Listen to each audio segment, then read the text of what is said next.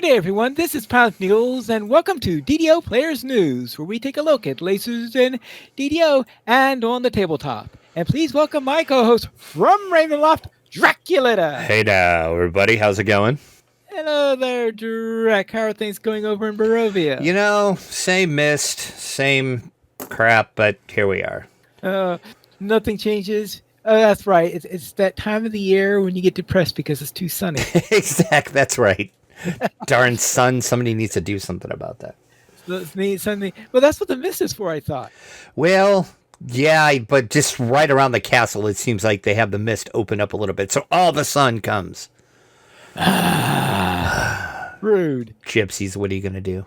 Let's head into our game news for this week, where we have some release notes for update 68.1.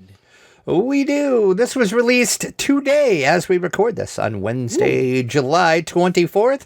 So breaking news, you can say. Yes, update 68.1 is live on the servers now.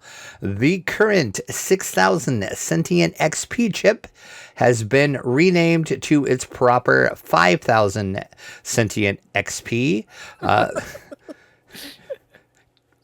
Don't need that extra 1,000. The recipe and the VIP bag of many things has also been updated to clarify that this item grants only 5,000 sentient XP.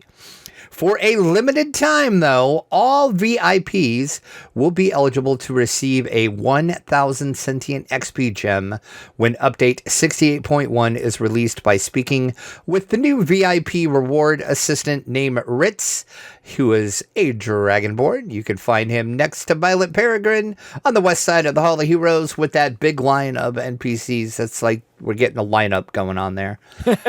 You can find him there. The 1,000 sentient XP gem, of course, is bound to account. This item will be delivered to VIPs through August the 27th. So make sure to log in and acquire that item before it is no longer being able to be delivered to your account. So do that. I have to remember to do that when I log in. Sentient XP is good. I was waiting for you to say something about what sentient XP or something. I have an idea of what it is. It's just that I haven't actually seen it in action. Right. Well, we will have to clarify that. The racial completist has now been properly removed from players who have not yet earned it. That is due to the introduction of the Eladrin. So if you're one of those completionists, you need to finish your racial Eladrin to get it back. The hireling contract for Aryan Leafheart has been corrected to state that the hireling's correct name. I'm not sure what name they were going under previously, but apparently it was a false name. Now we know the exact name. And the okay, maybe it used to be beef heart as in a deer instead of maybe it might be. I don't know. I can't remember if I don't think I bought that hireling. What's that? I don't. Yeah, maybe I did once, but I don't remember what the name was. Anyway, the heroic version is now properly set to be level 14 instead of level 20, and they can no longer cast epic abilities. Well, wah wah. Well, I would presume that there is a epic version of it. Yes, there is. They also this is the funniest patch note in here. They will no longer go brain dead when being attacked by a melee enemy. Now, which hireling is Aaron Leafheart? I think it is the new one. It is the Eladrin new one, I think. Well, no, because I thought that the new one would. Oh, you mean for the upcoming? Let's see. Hold on. Drannor? I'm looking right now. Actually, yes, it is the free hireling that you get as part of the collector's edition or the ultimate fan edition. It's one of the permanent hirelings. Okay, I assumed that no one would be getting that one until. No, you can get it now. It's launched now. Yeah, okay. It's part of all the other stuff that launched, like the cosmetics and the carpet and the. Okay. I probably haven't cashed in any of those yet since I wasn't at level 14. It's yet. A druid hireling, actually, is what it is. And I did pull it out and use it one time, but I don't remember what the name was before. But apparently they had the wrong name. We'll never know. Exactly, we'll never know because now we know the exact. Then once again, the level is set to 14 instead of 20. Can no longer cast those epic abilities. Not going to go brain dead when attacked by a melee enemy. Oh, hold it. How's that different from any other hireling? Yeah, I was just about to say, are we sure about that? Because the hirelings go brain dead for lots of things, but we'll have to see, I guess. Have to bring one out and see if it no longer goes brain dead. We'll see. The Chaos Mancer's arcane phase step ability in the Summer Tree now properly gives a reduction to spell point cost for 10 seconds. There was a typo that has been corrected in the phase step description. The Ladrin is no longer part of the game's chat filter list. That's kind of hilarious. And the word scroll should no longer be part of the chat filter list either. Why were those two ever in the chat filter would be my question. I have no idea. And then there was various other adjustments have been made to the chat filter list as well. The pseudo dragon creature companion now displays their gear properly. The iconic Eladrin Pass Lib now will properly grant +3 universal spell power per the tooltip. And the dragon hatchling creature companion will now have a proper UI preview. And the last note in today's patch was the Eladrin and wood elves should no longer slide when they're using a crossbow when moving. It should no longer slide when using a crossbow. I don't use crossbows, so I guess they were sliding. I think I have seen that. Baseball or something? I don't know. It's one of those weird animation errors that pop in every now and again. Yeah. All right. That's it for update 68.1. So now let's look at the next major update. I guess that'll be update 69 for Myth of Drannor. We're wondering, when is the release date on this? The release date is Wednesday, August the 14th. They are planning one more Lamania preview before this. And then that should be it. And then if everything goes according to plan, August 14th, we'll have the expansion launched live on the server. So fingers crossed, everything can get set, locked in, and everything goes smooth, because everything always goes smooth with DDO updates, right? Sorry. Yeah. Anyway. I kid, sort of. As for other news relating to the game, it seems that our executive producer is heading over to San Diego. Yes, if you're going to find yourself at San Diego Comic-Con, there is going to be a panel that features our executive producer of Dungeons & Dragons Online, Severlin. A Daybreak Games panel is going to feature various other executives from the aforementioned Severlin of DDO, also Lord of the Rings, the DC Universe Online, Magic the Gathering Online, and EverQuest. All of those executive producers are going to be on this panel, and they are going to talk about what keeps these vast and immersive worlds alive today. If you want more information on that, there's a link in the show note that'll take you over, and then you can go over to San Diego Comic-Con's site and find out more about it. If you are attending Comic-Con and you want to know what event you want to try to go to, it is called Revolutionizing Legends, the evolution of iconic online games. It's going to take place Friday, July the 26th from 12:45 p.m. to 1:45 p.m. That, of course, is Pacific Daylight Time. It's going to be in room 68 CF of San Diego Comic-Con. So if you're there you go. And then after that event, there is going to be a community meetup as well. This is hosted by Den of Geeks and Daybreak Games near San Diego Comic-Con. That is going to take place on Saturday, July 27th, 7 to 9 p.m. Pacific Standard Time, of course, at Mission Brewing, downtown San Diego. The Power Up Power Hour, say that a couple times fast, is going to celebrate the launch of Den of Geeks' new gaming show with Daybreak Games. You're going to get giveaways, entertainment, complimentary special edition beers while supplies last. So if you find yourself in San Diego and you want something to do, there you go. Now, I heard a rumor that Sunstone Games has decided that they are going to try to open up an official Discord server. I'm sure that's going to go swimmingly. Yeah, this is going to go well, I'm sure. Again, I kid, kind of. Yeah, we're going to get an official Discord. If you want to help moderate, they are looking for volunteer moderators. I will put a link in the show notes on how to do that. So yeah, this is going to be an official Discord. They are going to do one eventually for Lotro as well. DDO is the guinea pig on this time. They're going to try it out, see how it works, see if they can work out the kinks before they open up Lotros. But this is something a lot of people have been asking about, especially with due to the issues with the in-game chat, which then again, I didn't know anybody even used. I was surprised at how many people were upset the in-game chat was broken, and I'm like, why do people use that? But anyway, I think a lot would have been, because I thought that we sometimes had a situation where when it was we forgot to turn off our in-game chat and you were hearing me in stereo. Yes, that happens quite often. So if it's not working, how is that happening? It was like it was only affecting some people, I guess. I don't know. It's inconsistent. It's fixed now. And I use fixed in air quotes that nobody can see because this is not a video podcast. But yeah, it's fixed. They basically had to roll back an update on one of the audio processes. That's what, again, air quote, fixed it. So yeah, but anyway, we're getting an official Discord. Sounds like it's going to be set up similar to the forums. So there's going to be like Discord channels for each of the individual servers. There'll be like a general Discord, I'm assuming, as well, just like a general chat, and then for the servers. And then once you're like in the server ones, you could probably, if you're doing like a pug or you want to use it for like your in-game chat, you could do it that way. That's what they're hoping. And then of course, I can imagine a lot of demand for those channels that they're going to be very snagged up very quickly. Oh yeah, they're going to have to limit it. I don't know. This is going to be a nightmare.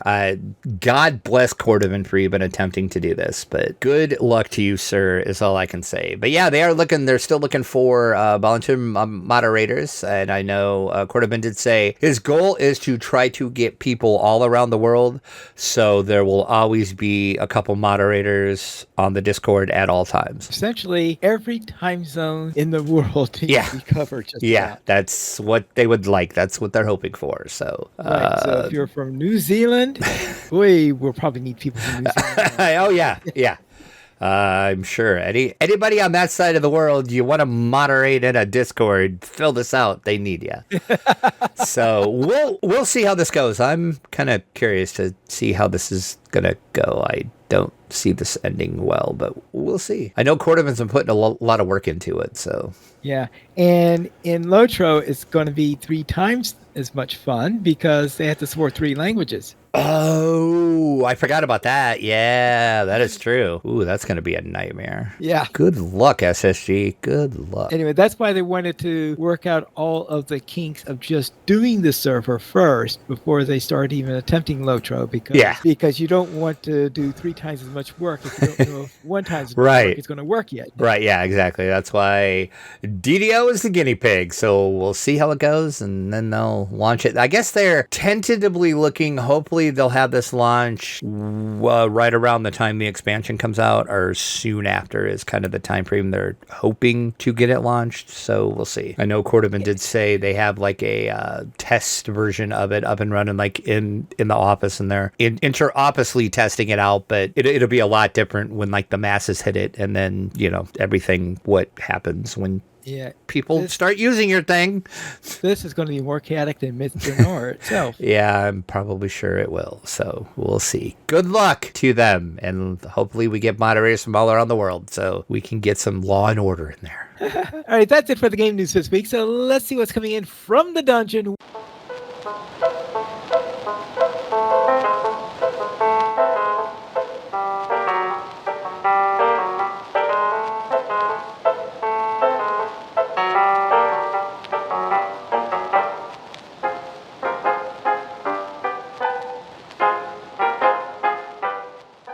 Where we are getting an RPG on base 1999. Okay. I know the show has its fans. It has a few of them, I heard. But did we really need an RPG of this?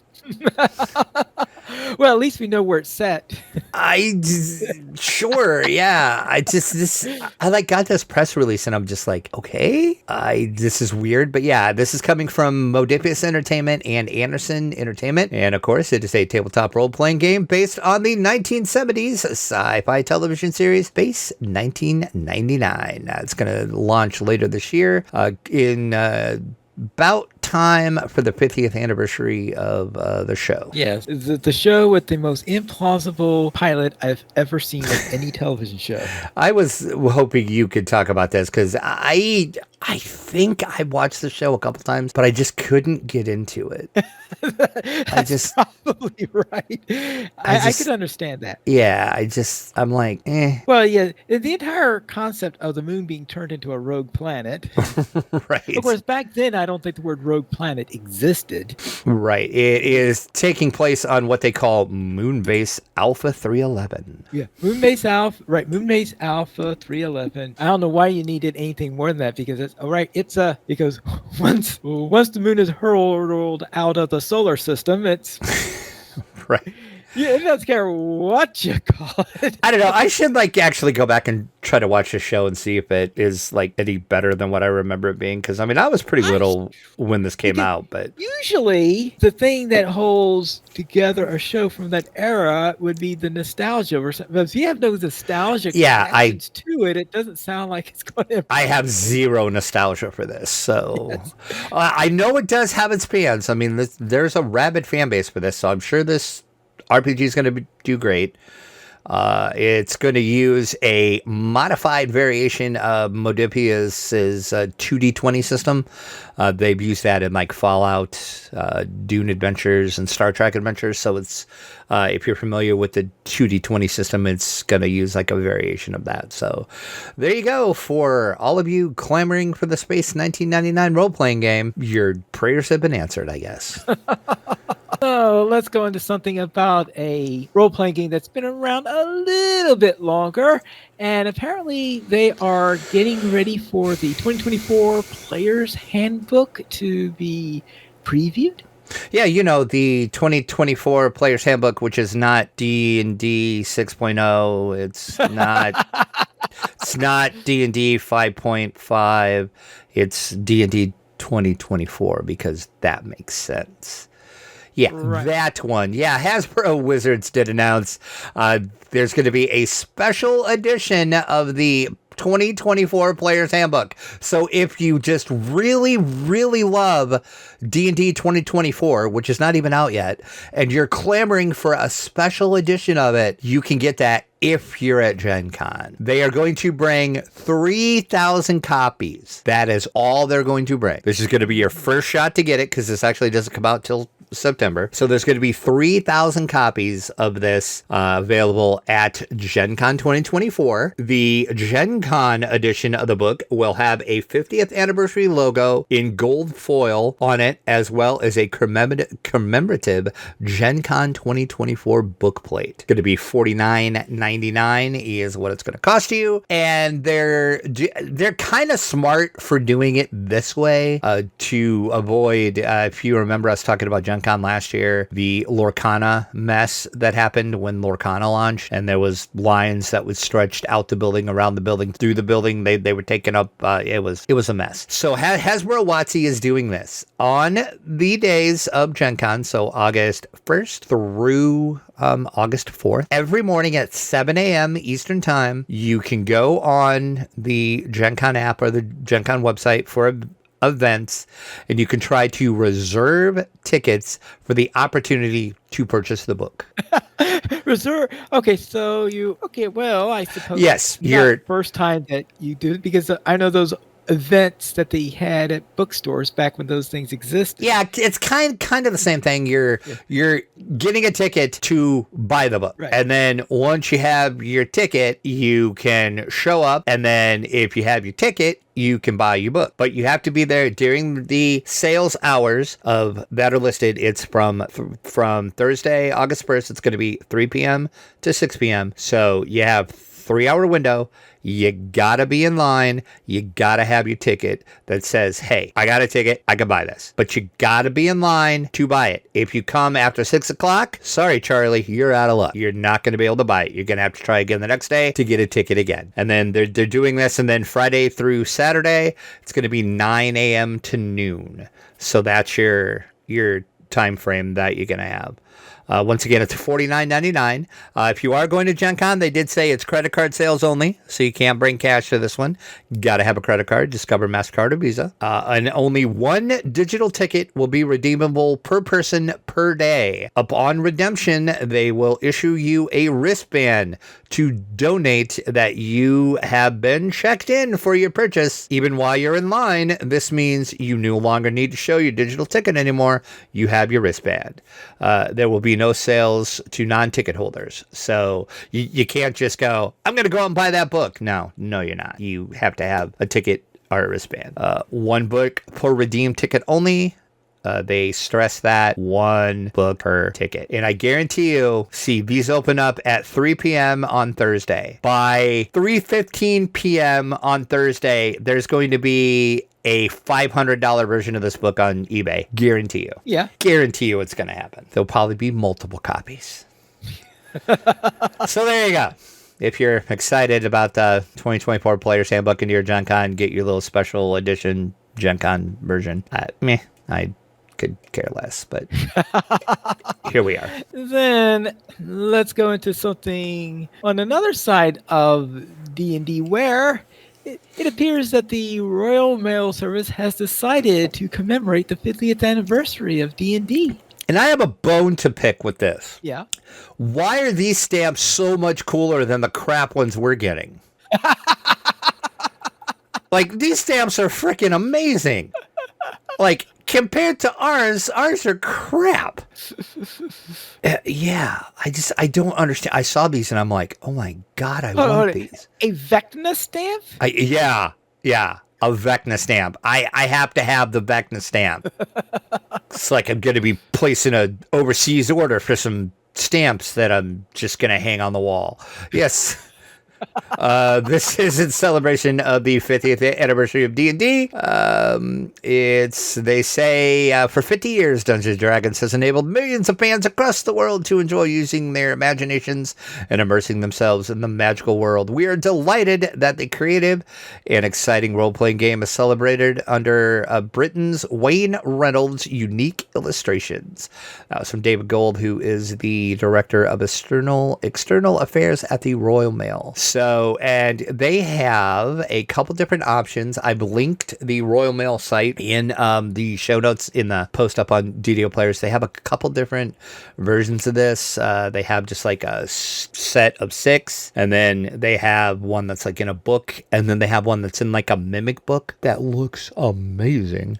So go check this out. Yeah, I think I'm gonna order these. I gotta see what the conversion rate is and how much shipping would be to get a set of these shipped, but these stamps are so awesome looking because I'm gonna try to get the American stamps too that are releasing. But yeah, these are flipping amazing. I love these. The Vecna one, there's like a Vecna, there's an owlbear, there's a cube, there's a mimic, a mind flare, displacer beast, there's a beholder, and a red dragon are the 6 choices in there. Yeah, they are like, if you're watching the YouTube version of this, I'll have these up on the screen now. If you listening to the audio version, go over to DDO Players and look at this article and look at these pictures and tell me these stamps aren't amazing. All right, now my next question is, if you had a choice between a set of Ravenloft dice and a set of Vecna dice, which would you choose? Both.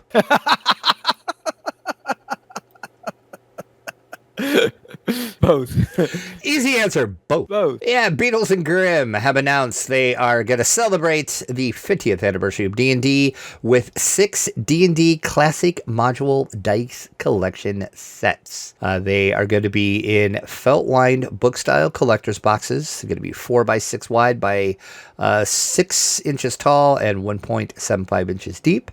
It's going to feature a standard set of 7 resin dice and an exclusive oversized D20 themed dice to match each adventure. Going to be 2-inch collectible meta coins commemorating, I can talk, really I can, the adventure and the 50th anniversary of D&D, and 4 collectible cards. There is a full set of these. They have Vecna Lives.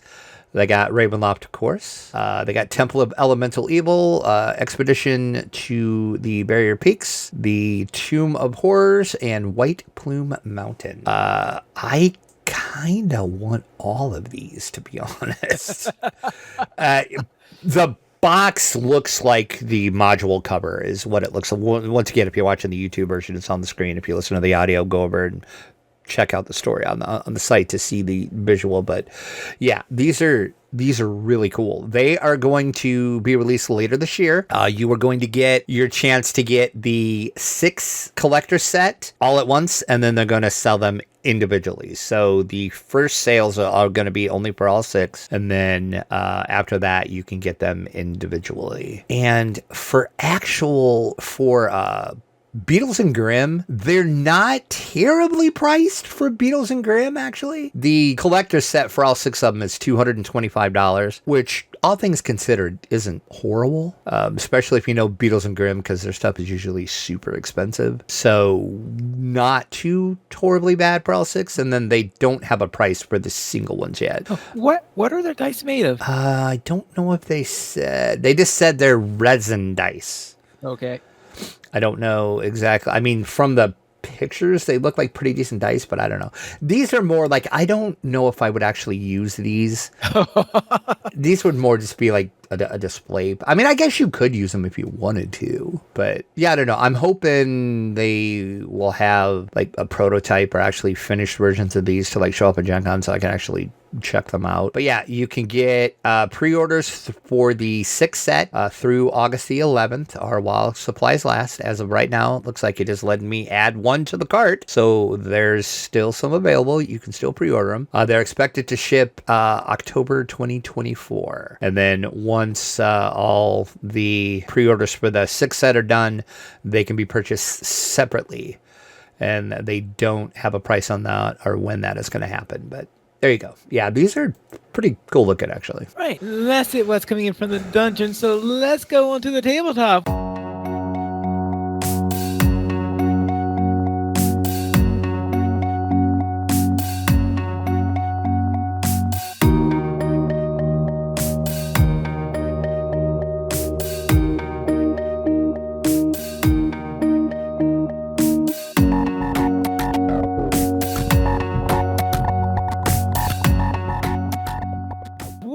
Dracula and Werewolf by Night are coming to Marvel Crisis Protocol. These sons of bitches got me. I've been ignoring this game. I'm like, I'm not buying into Marvel Crisis. Not doing it. Not buying another miniature skirmish game. Not gonna happen. Then they brought in Drac. Yep. Here we go. They're cheating now. They are. Yes. You're gonna get, of course, Dracula himself. You get to step into the shadows with Dracula, the legendary vampire lord, in Marvel Crisis Protocol. Dracula excels in sustainability and control. He's got life-draining abilities that allow him to recover health while dealing damage, making him a durable option for prolonged engagements.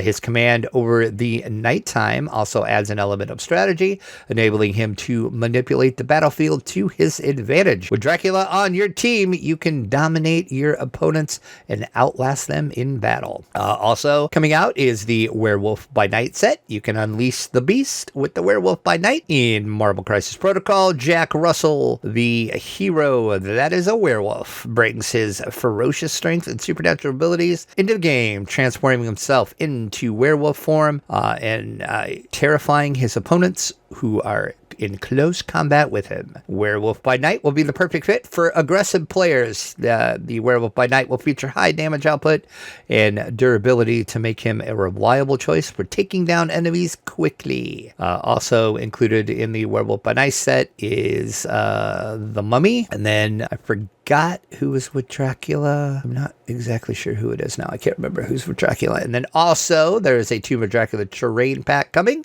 Tomb of Dracula pack introduces 2 new one-shot cards that will add a strategic twist to your game. Hunter Seeks Vengeance and Darkness Falls. So you got 2 little one-shot adventures you can run. And then beyond the gameplay that you can use the terrain for, you can also display your miniatures on this the way they have designed this. Your miniatures will fit, and you can, Dracula can probably be displayed at the top where he should be. So yeah, this is coming out later this year. So Dracula and Werewolf by Night by Marvel Crisis Protocol. And it looks like I'm buying Marvel Crisis Protocol, so look for probably gameplay and other such coming to the channel soon. Stupid Dracula dumb game. Now then, let's head into our next bit of news where they have announced the winners of the Spiel des Jahres for 2024. And what games are the games of the year? The Game of the Year winner for this year was Sky Team. Prepare for Landing. I've never played Sky Team. I've heard good things about it. Good luck getting a copy of it now. Because once a game wins the Spiel, usually it sells out. So hopefully they printed a bunch of copies in advance for winning. Not that they knew they were going to win, but it sounds like a co-op. It is, yeah. It's a 2-player game that sees you taking control of passenger planes, preparing to land at different destinations. You will cooperatively try to land using a shared dice board that will mimic your cockpit. And depending on the dice, you can regulate all aspects of piloting the plane, but you will risk the same concerns any plane might face.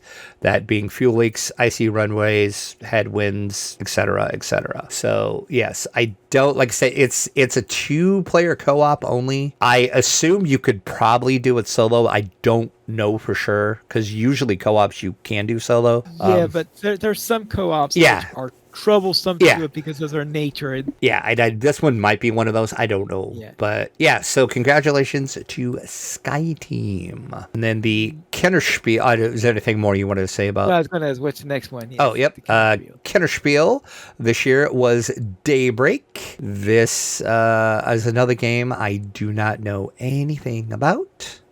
Oh, it doesn't have anything to do with the parent company of the Exactly.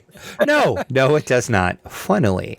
And the big thing about it is it's designed by Matt Leacock, who you might know of, a little game called Pandemic. In the game, it asks you to, just save the world. That's all. This is a co-op based card game as well. You take the role of world powers, and over 6 rounds, you must reduce the effects of global warming, reducing CO2 emissions enough to save the world. Good luck.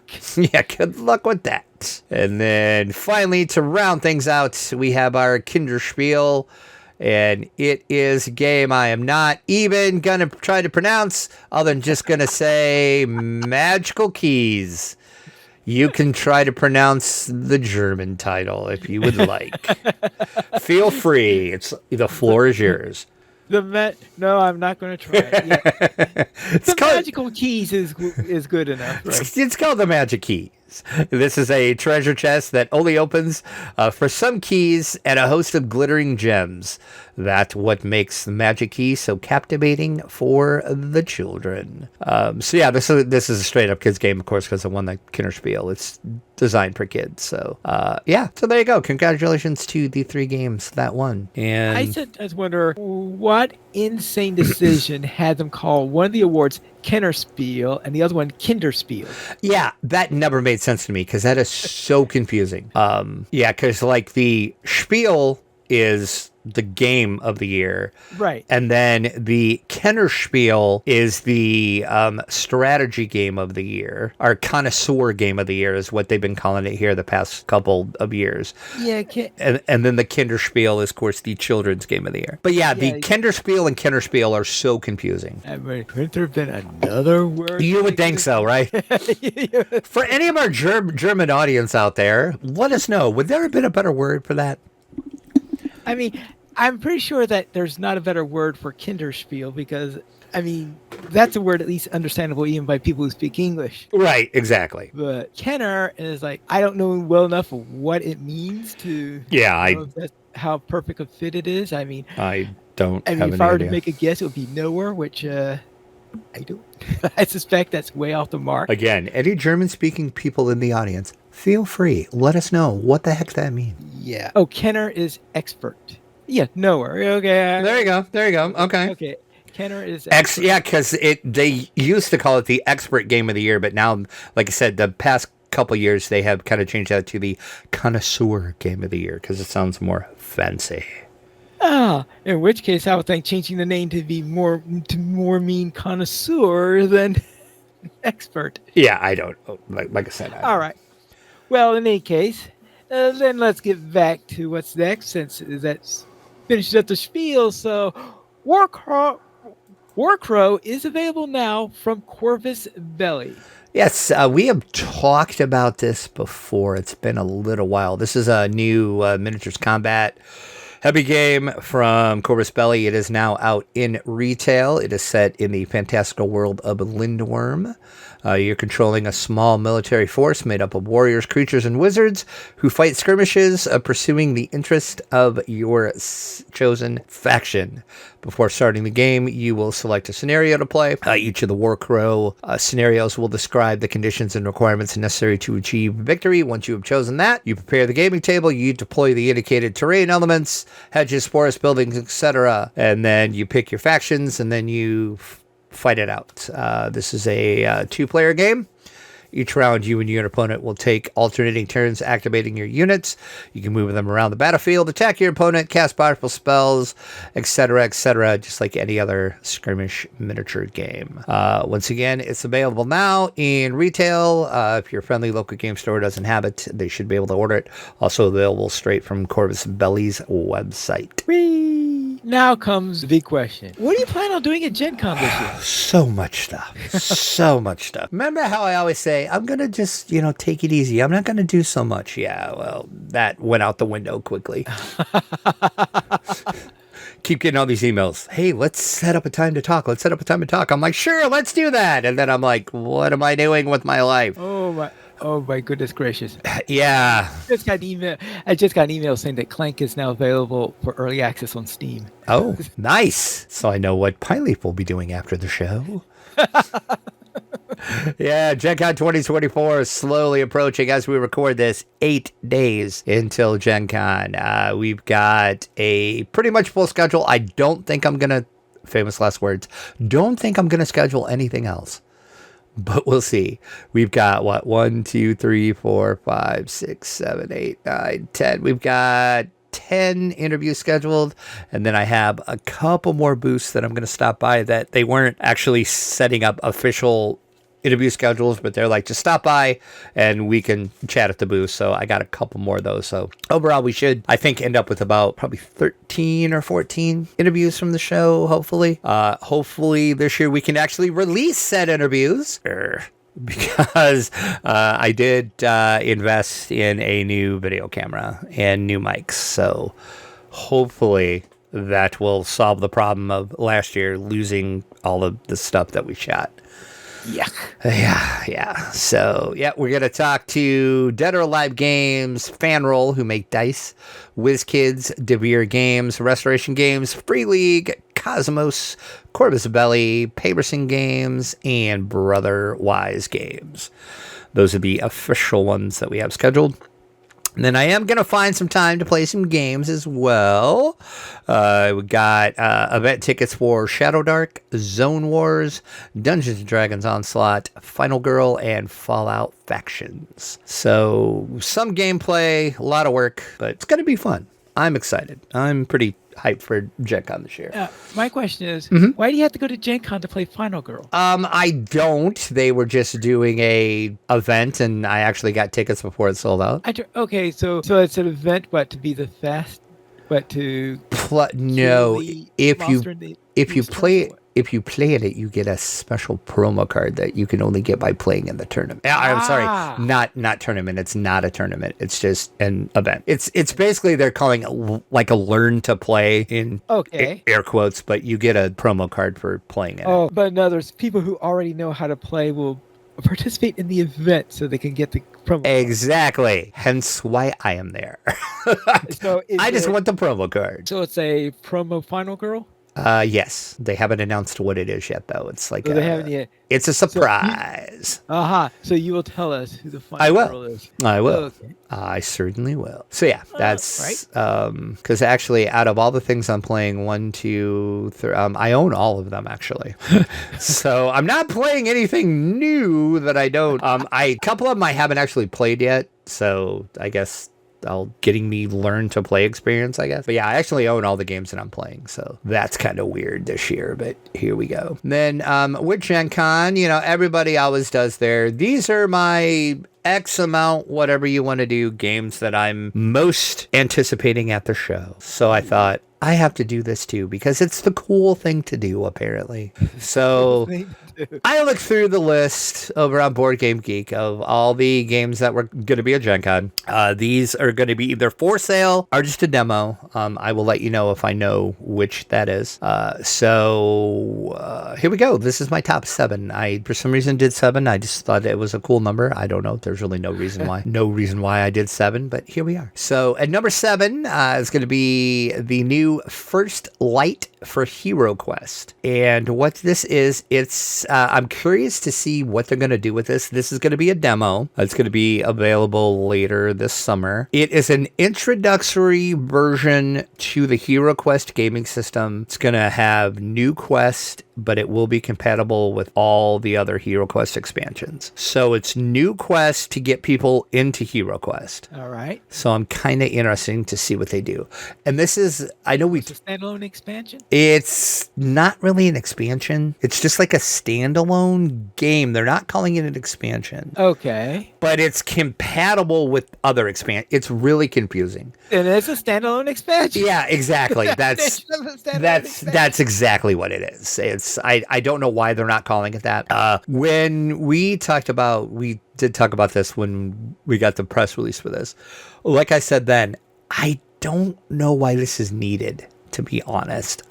This is kind of a weird thing for them to do, but I'm going to be curious to see what it's like, see if any of the minis are different, see what the new quests are like. So they will have demos of it, and they're going to be showing it off. So I'm definitely going to stop by Avalon Hill. That's one of the booths that wasn't actually setting up interview times. They just said stop by, and they'll somebody will talk with me. So yeah, I'm curious on that one. And the copious time you'll have with everything else you're doing. Exactly. That's exactly it. And then my number 6 is the Call of Cthulhu Horror on the Orient Express board game. This once again is a demo as well. This was successfully crowdfunded. I don't remember if it was Kickstarter or GameFound. It was one of them, but I don't remember which. Might have been Kickstarter, but anyway, this is Horror on the Orient Express. In the 1920s, you take a dangerous train ride to the realm of the Dreamlands. Everything is against you, from monsters attacking the train to murderous cults hiding among the passengers. Worst of all, there is an eldritch, bloodthirsty vampire hunting down everything that moves. Can you solve the dark secrets of the Orient Express before time runs out? So I'm just excited to actually see. They're going to have a not final version, but they said it's a very more than prototype version they're going to show off. I don't know. If you ask me, it looks more like the Riley Express than the Orient Express. Exactly. Yeah. Yeah. I love that cover. Yeah. That cover is awesome. I did back this on whatever it was, so I will be getting a copy of this when it comes out. I want to say it was on Kickstarter, I think. Anyway, then we got number 5. This is Horrified World of Monsters. This one actually is going to be for sale, so I am going to try to get a copy of this. But before I do that, rumor on the street is some Targets actually already have this for sale. It's technically not supposed to be for sale until August 1st, but I guess there's some Targets that actually have it out now. So I'm gonna have to check my. Things like that have been known to happen. Yes, I'm gonna check my 3 local Targets before I actually buy this at Gen Con. But we talked about this a couple weeks ago. This is the brand new Horrified. This is the one that is bringing in Cthulhu, and then this one is compatible with Greek monsters, so you can mix and match. Not compatible with the other 2, which is weird. I would like to see exactly what they're doing, why it's not compatible with the first 2. Just excited to face off against the Spink, the Jinxie, and of course Cthulhu. So I'm excited for that. And then number 4, we have Fallout Factions, Nuka World, Battle for Nuka World. This, of course, is the miniatures game from Modiphius. I am playing in an event of this, and I actually just bought a copy of this at my friendly local game store last week. I didn't realize it was out already. I thought it was coming out at Gen Con, but then again, unless my FLG is selling it early, but I got it. So excited to see this. Number 3 happens to be Warcrow. We just talked about that. As it's available now, it will be available at Gen Con. Yeah. Isn't that a little bit self-referential to the name of the company? What's that? I mean, wouldn't Corvus Belli mean Warcrow? Is that what, I don't know what, I don't speak Italian, so is that what Corvus Belli means? Well, Corvus means crow, and Belli definitely means war. Oh, well, apparently, there you go. Apparently it's Warcrow from Warcrow. Who knew? Yes, Warcrow from Warcrow. Only you would know that, Pine Leaf. Only you. This is definitely on my buy list, so I will be picking this up. They had already said they don't have any press review copies of this anymore, so I'm definitely going to be picking this up at Gen Con. Super excited for it. Then we're getting down to the good stuff. Number 2 is a game called Hi-Fi. This is by Smirk and Dagger Games. This is going to release at Gen Con as well. This is a game the band The Meeples broke up back in 1974. They really needed to come up with a more original name than The Meeples, but anyway. The term meeples just annoys the hell out of me anyway, but that's besides the point. Anyway, back in long games night. Right, exactly. Back in good. That was very good, Pine Leaf. In 1974, the Meeples broke up during the recording of the Vinti album. The A-side of this unfinished album quickly became a cult followed classic by fans and critics around the world, turning into one of the most intriguing legends of rock and roll history. 50 years later, the band has reunited to finish the B-side with the help of a team of the best musical producers in the showbiz, and that just happens to be you. So in Hi-Fi, you're going to take turns spinning the record's rondelle on the turntable. So the box actually turns into a record turntable, and the rondelle of the game is a actual, well, it's not a vinyl record, but it looks like a vinyl record, and you spin that to choose your actions and to move along the tracks. And then you are trying to build the best B-side that you can in 6 to 8 rounds, depending on the player count. When the game ends, whoever contributed most effectively to the construction of the tracks will win the album, B-side, and the game. Now here comes my question then. Okay. Does the term B-side really still exist? Yes. Okay. Very much so, yes. Oh, okay. Because over the years between the first CDs and then streaming services, because the concept of B-sides with the resurgence of vinyl, yes. Oh, okay, so it's part B-sides of the are vinyl a thing resurgence. again. Yes. Okay, the vinyl renaissance then Yes. is what allowing Yes. this to be thematic to the period. Yes. B-sides are a thing again. Like, and Okay, so this is going to be, so this is a game that Cordovan is going to grab because I know he's a yes, he's a vinyl nerd. he too is a vinyl nerd. Yes. And side note, if you're also into vinyl or you're curious about vinyl, stay tuned for an announcement about something with Cordovan and I. A little teaser for you there. Okay. So stay tuned. What could beat rocking it with hi-fi? Well, you're gonna rock hard in 1977. This is my number one most anticipated game of Gen Con. This is by DeBeer Games. The description of the game is in 1977. You're an up-and-coming musician dreaming of making it big with your band. Over the next few months, you're going to rehearse, you're going to play gigs, write songs, and promote your band.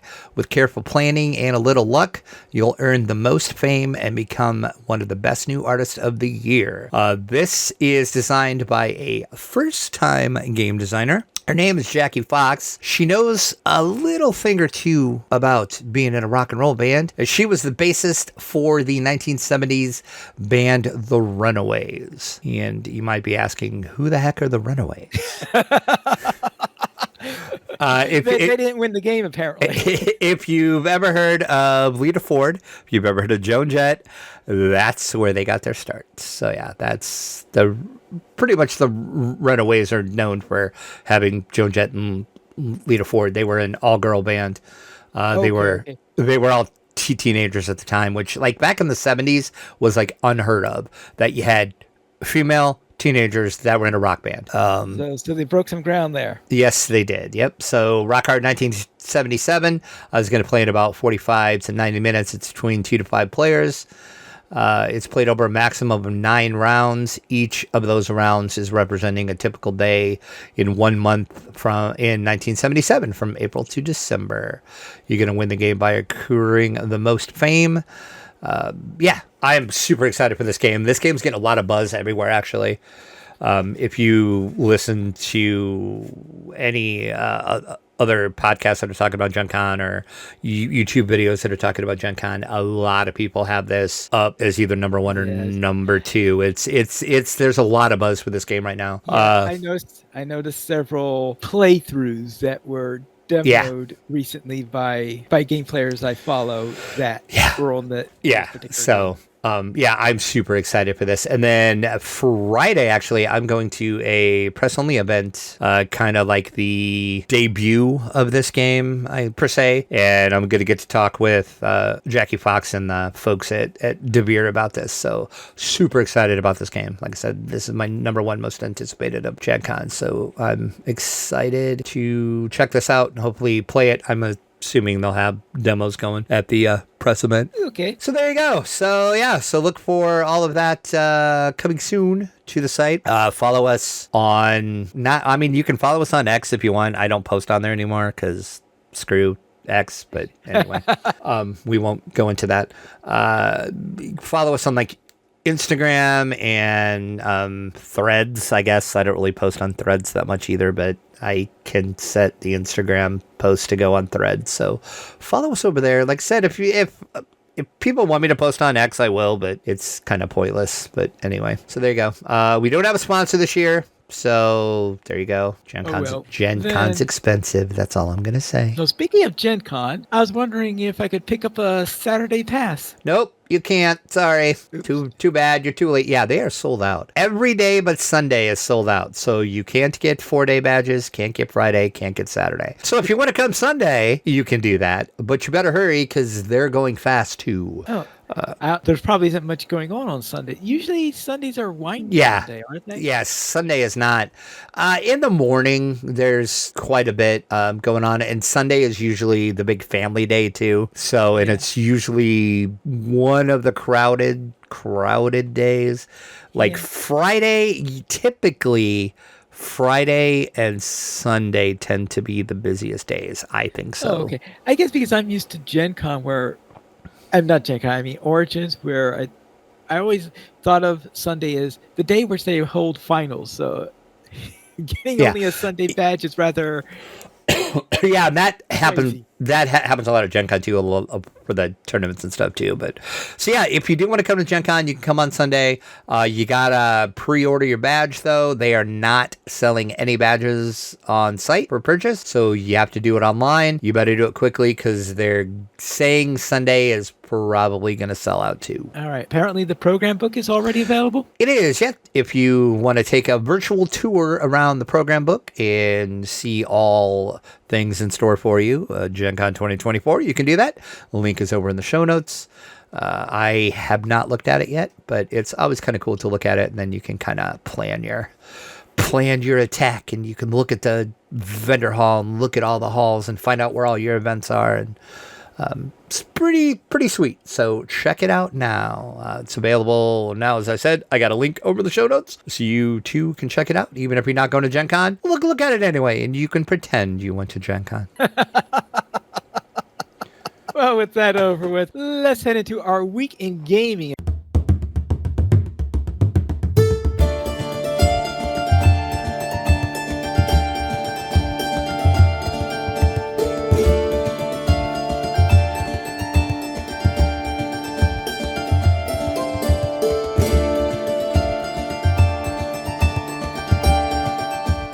What were you up to? Well, a little bit. I created a new character. That's going to be over on Caneth. I am planning on doing a new video series when the new expansion hits. So This character is going to be for that. Not going to say much about it. It's just going to be the Adventures of Hawk 2. That is all you need to know. The Adventures of Hawk 2. Yep, stay tuned for more information. And then I did Cruising with Drac. That is, of course, with Beaker over on his Twitch channel. I will link the video in the show notes. We did the first couple quests of Sharn. So with Sharn Welcome and Red Rain. I can speak. I can. We did those on Elite. And then Saphira and Beavis popped in. We didn't know they were going to join us.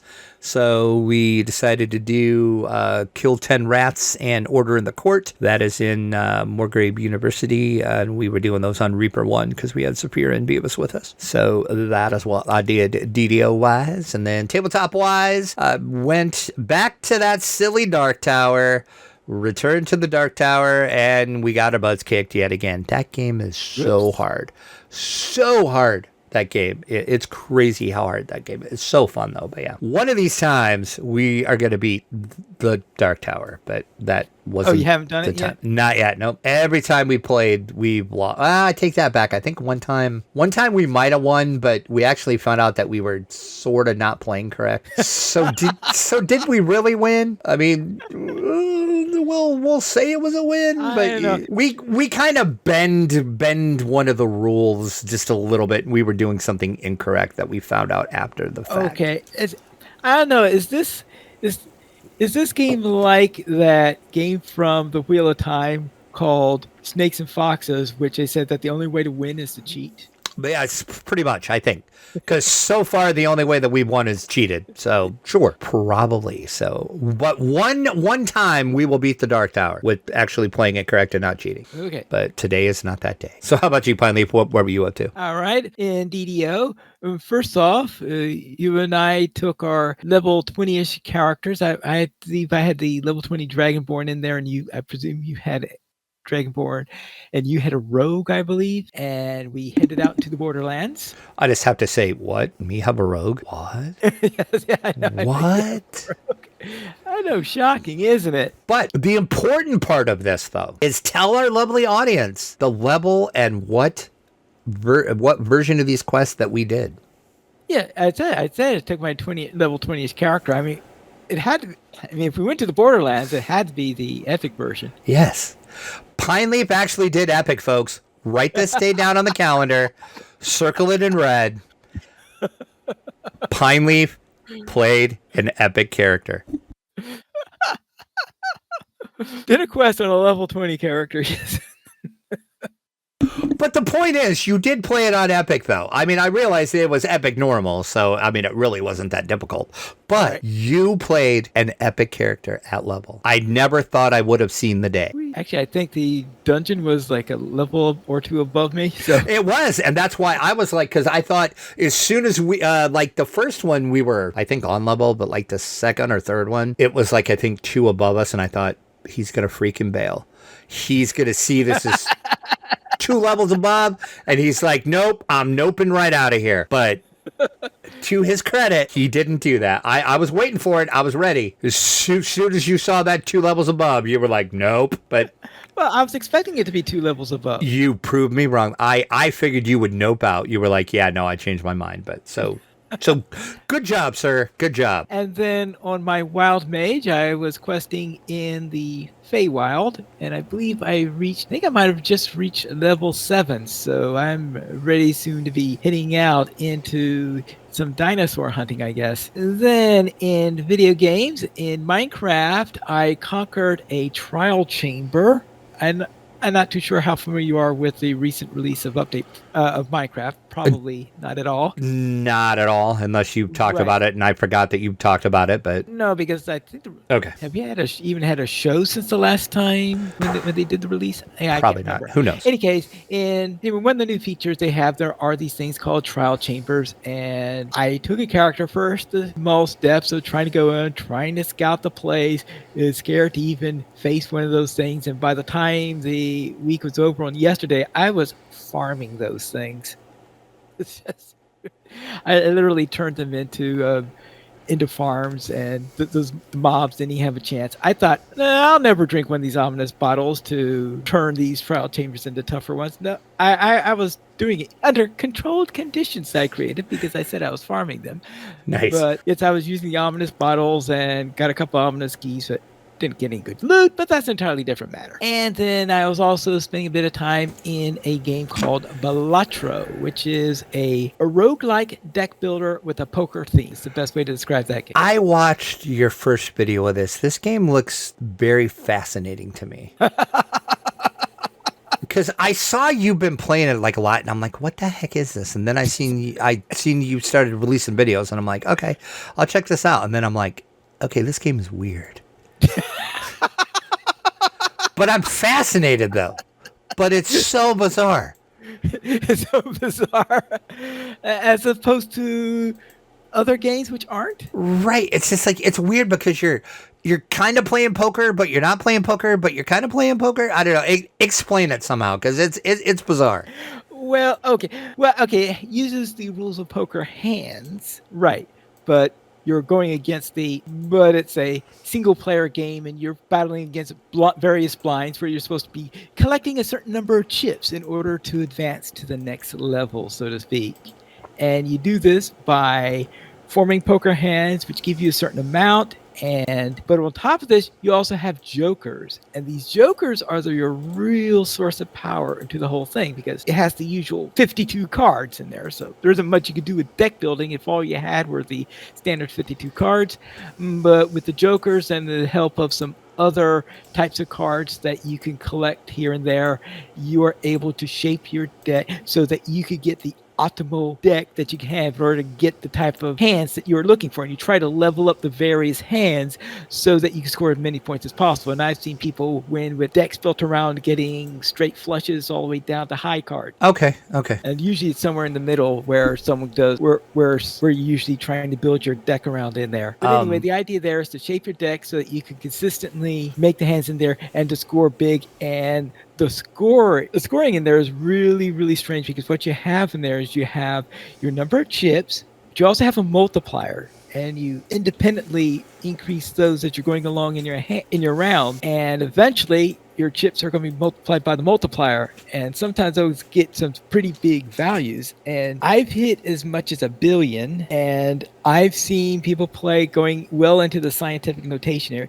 You're familiar with double precision arithmetic, right? Yeah, sort of. Right, okay. I mean, I know the theory per se, but yeah. Yeah, okay, double precision numbers. Right, so therefore, it's displayed at however you would display a Double precision. That means if you go past some several trillion value in there, it suddenly jumps from being a regular number displayed into scientific notation. Yes. Okay. And in fact, the ultimate is I've actually seen someone run it where they run their score so high that it overflowed the maximum number you could possibly represent by double precision floating point. Oh, geez. Yes. At that point, you lose because if your target is that you need to reach, I think if you go to round 40 or something, ante 40, where your target is not a number because it breaks the maximum you could represent a floating point. Okay. But the serious part of the game, in other words, you're considered to win as soon as you get past ante 8, where the numbers are a lot more reasonable. Only 100,000 that you have to worry about. But after you're declared to win, if you want to go into endless mode, the numbers ramp up incredibly high and fast. But in any case, the object of the game is to form these poker hands so that you can beat these blinds. And every third blind is a boss blind that has its special abilities that you have to do, because it'll do something like debuff your cards or turn some of your cards upside down and stuff like that to make life more difficult for you. If I remember, I will link some of your videos in the show notes, because I'm telling you, this game I was fascinated watching this. Because I'm like, this game is so weird, but it's so fascinating at the same time. It's so weird. It's like, what the hell is going on? But yeah. I guess that is possible to bring. Yeah. Huh? Yeah, that's exactly what. And then I was just like, oh, okay. And then for those of you keeping track at home, Corvus Belli actually means the war raven in Latin. So not quite crow, but close. Raven is... Well, there's a fine line between, because usually Corvus I hear translated as crow rather than raven. Okay. But I believe both the word raven and crow are descended from the word Corvus. Gotcha. Okay. Because you see, the crow is Corvus. You drop the O, is you can see where Corvus. Oh, yeah. And then raven, I think, if you drop the co, then it's just using the last half of the word being the root for raven. Let's see, Urvus, something like it. It's as I said, they're both descended from that word ultimately. So there isn't much of a distinction between ravens. I think size is the only distinction. There isn't even a family tree that makes it distinct because it's all mixed up in the tree, which ones are crows, which ones are rooks, and which ones are raven. So yes, I do stand by that. Warcrow is a reasonable translation for it. I will ask them about that at Gen Con. Okay, you can ask them about that, whether it's War Raven or Warcrow. I will. They consider to be more correct. Okay, and then that's it for this. So, do we have any emails this week? We do not. Well, if you'd like to send us one, you can send it to podcast at ddoplayers.com. And the Players Alliance has 2 shows. On Saturdays at 8:30 p.m. US Central Time, we record Lotro Players News and re-record DDO Players News when Drac is available. You can join us for shows at ddoplayers.com/live. And that's all for tonight then. This is Pine Needles reminding you to quest responsibly.